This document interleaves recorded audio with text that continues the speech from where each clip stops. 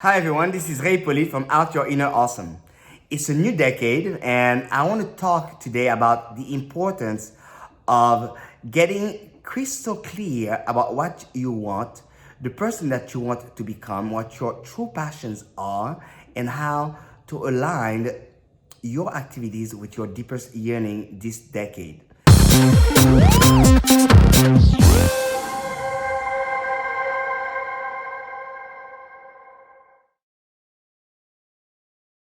Things are going to be happening faster than you could possibly imagine, where opportunities are endless.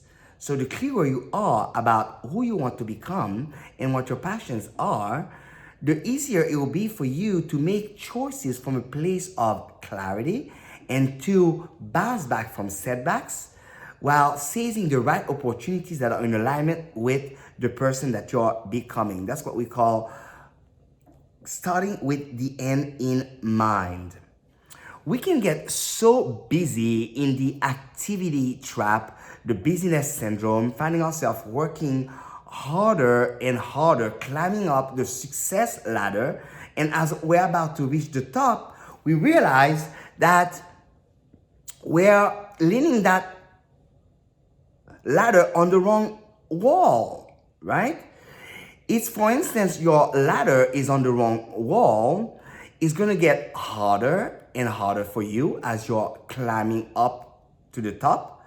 And the higher you are in that ladder, the faster you'll be going in the wrong direction of your life, where unfulfillment lives, unhappiness lives.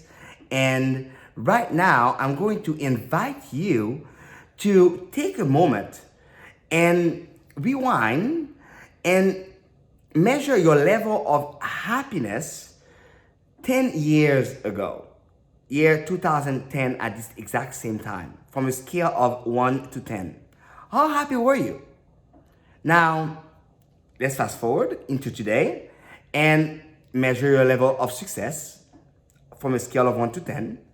How happy are you right now? If, for instance, you measured 7 or 8 back in 2010, and right now you are measuring 4, this should be a red flag letting you know that you are climbing up on the wrong wall. So that's why it's so important to begin with the end in mind. And how unfortunate would that be, knowing that you've worked so hard and you've acquired a certain level of success financially, career-wise, and your level of happiness is decreasing. That would suck, right? So right now, what do I mean by starting with the end in mind? Starting with the end in mind starts with your imagination, with the principle that there's 2 steps to the creation process.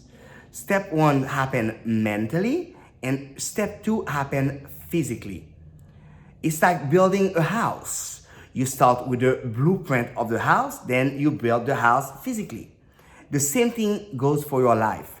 Step 2 follows step 1. And that starts with your imagination.